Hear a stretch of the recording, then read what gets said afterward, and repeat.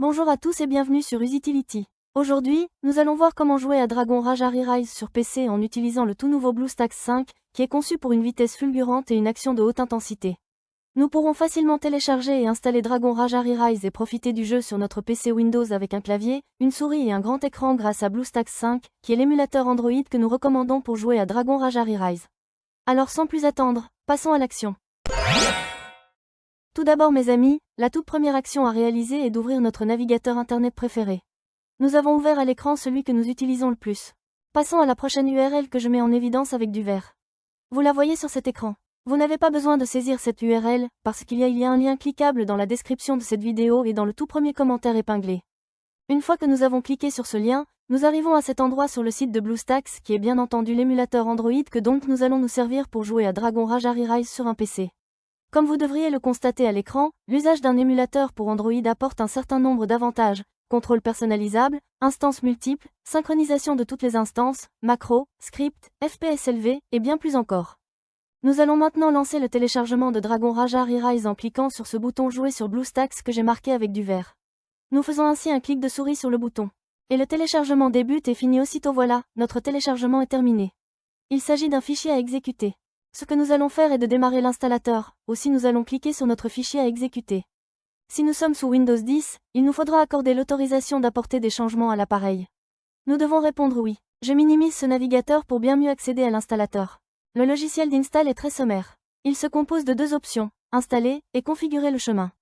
Je vous explique l'utilité de configurer le chemin. Il vaut de cliquer dessus. Et nous remarquons que nous avons ici accès au chemin exact où l'émulateur sera installé. Si nous voulons modifier ce dossier, il nous faut cliquer sur le bouton « Sélectionner le chemin », après nous optons pour un tout autre répertoire et installons cet émulateur pour Android où nous le souhaitons. Je garde le répertoire par défaut. Je clique une ou deux fois sur « Retour ». Et je double-clique sur « Installer ». Voilà, ça se lance. Cette installation a commencé puis elle va effectuer le téléchargement de ces MOS qui sont affichés sur cet écran. Lorsque vous le téléchargerez, il y aura plus ou moins de mégaoctets, c'est normal. La vitesse pour le téléchargement peut être plus ou moins véloce, en fonction de Internet et de la disponibilité des serveurs de l'émulateur Android. Maintenant, c'est très rapide.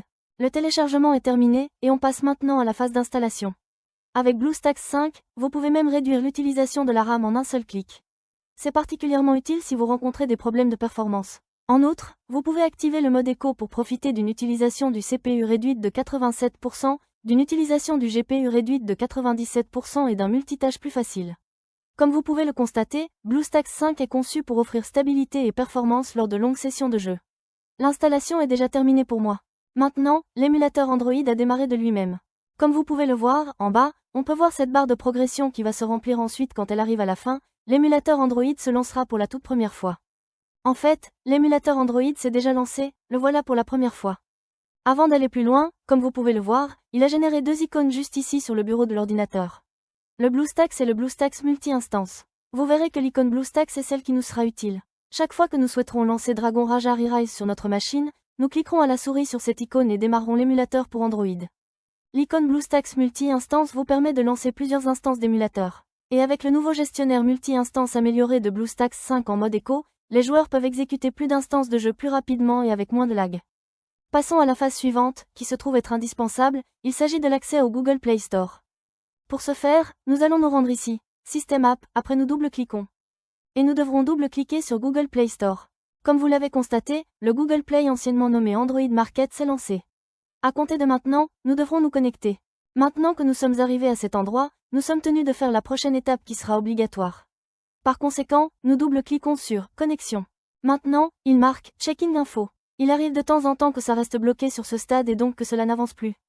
Si c'est le cas, vous devrez essayer de vous identifier dans quelques heures et le souci sera sans doute réglé. Maintenant, il nous faut taper notre adresse mail plus notre mot de passe. Cette adresse email devra être une adresse email Gmail ainsi que le mot de passe correspondant. À titre d'exemple, vous pouvez utiliser exactement la même adresse email que celle que vous utilisez habituellement pour vous connecter à votre compte YouTube. Je vais par conséquent taper mes emails et mots de passe et je reviendrai dès que cela sera fait. Voilà, les informations ont été saisies. Désormais Google le géant nous accueille et nous propose ses conditions d'utilisation. Nous sommes OK pour donner notre accord en cliquant sur le bouton « J'accepte ». Ensuite, il nous invite à garder nos sauvegardes sur le cloud. Vous pouvez laisser la case cochée aussi, ceci créera une copie des données de cet appareil MULE sur G Drive. Je ne vais pas cocher la case, mais libre à vous de la cocher. On double-clique simplement sur J'accepte. Google Play sera démarré par défaut et sans intervention de notre part. Dans le but d'installer ce jeu ou une toute autre appli Android, il nous faut faire un tour sur le bureau de l'émulateur Android en double-cliquant sur l'icône marquée en vert. Désormais, puisque nous avons accédé au bureau de l'émulateur Android, nous découvrons que nous pouvons utiliser le bouton Installer le jeu. Nous cliquons une ou deux fois sur ce bouton. Ici, nous avons sous les yeux notre jeu. Donc cliquons avec la souris ici sur ce bouton Installer, que je surligne ici à l'écran avec du vert. Et l'install est sur le point de démarrer. Maintenant, l'émulateur Android va télécharger et procéder à l'install du jeu, cela peut prendre un certain temps ou bien être terriblement rapide. Tout est en fonction du type de connexion Internet. Ça y est, notre install est déjà fini. Désormais, retournons sur le bureau de l'émulateur en double-cliquant sur ce bouton que je colorie avec du vert, de façon à démarrer Dragon Rage Rise pour la première fois. Nous sommes à nouveau sur le bureau de l'émulateur, et nous sommes sur le point de cliquer ou double-cliquer sur la nouvelle icône de l'application Dragon Rage Rise qui a été créée. Le jeu est démarré pour la toute première fois. C'est cool, je peux cliquer avec notre souris où je veux sur l'écran mais également aussi utiliser le clavier. Je vais commenter le niveau de volume de l'émulateur Android. C'est ici même. Nous découvrons ensemble l'icône d'un volume plus élevé et l'icône de diminution du volume. De la sorte, nous ne sommes pas tributaires du volume de notre ordinateur sous Windows pour monter le son ou diminuer l'audio de notre émulateur Android. Et pour apprécier au max cette expérience de jeu, nous avons la possibilité de lancer l'application de jeu sur notre grand écran. Pour y parvenir, nous avons deux choix. Voici la toute première occasion où nous cliquons ou double-cliquons sur l'icône que je vous mets en évidence en vert. Et élargissons notre écran, en laissant une bordure en haut, une à droite et une tout en bas. Si l'on a envie de basculer le jeu ou une toute autre appli Android en plein écran, on clique une ou deux fois sur l'icône que vous voyez ici. Et nous pourrions tout de suite démarrer le jeu en mode plein écran. Afin de revenir en écran normal, pressez simplement sur la touche F11. Et nous voilà revenus en mode écran habituel. Maintenant je vais vous parler du mapping du clavier qui se trouve être très utile à comprendre. De cette façon, nous saurons comment nous lancer ce jeu plus commodément. La toute première action à faire est de cliquer gauche sur l'icône de clavier. Et là, vous allez pouvoir opérer les réglages utiles. Je vais aller à l'essentiel en conservant la configuration par défaut, cependant si vous souhaitez la remplacer par une autre, vous avez tout ce qu'il vous faut pour le faire sans aucun danger. Comme vous pouvez le constater, l'émulateur Android est complètement dans notre langue. Cependant, il arrive de temps à autre que l'émulateur Android soit booté dans une autre langue, par exemple en allemand.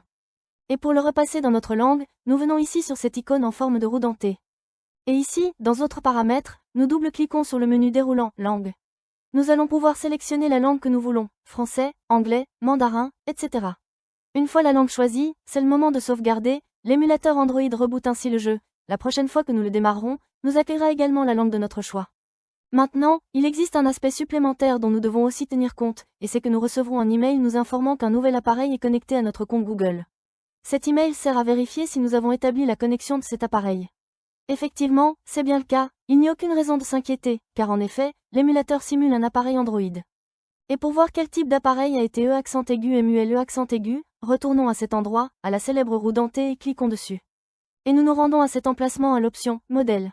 Nous venons de découvrir que l'émulateur Android reproduit le comportement d'un smartphone de la marque Samsung. Nous allons donc recevoir un courriel indiquant qu'un nouvel appareil de la marque Samsung s'est connecté à notre compte Google. C'est tout pour ce tuto vidéo chers amis. Je souhaite de tout cœur qu'il vous ait plu, et mieux encore qu'il vous aura été utile.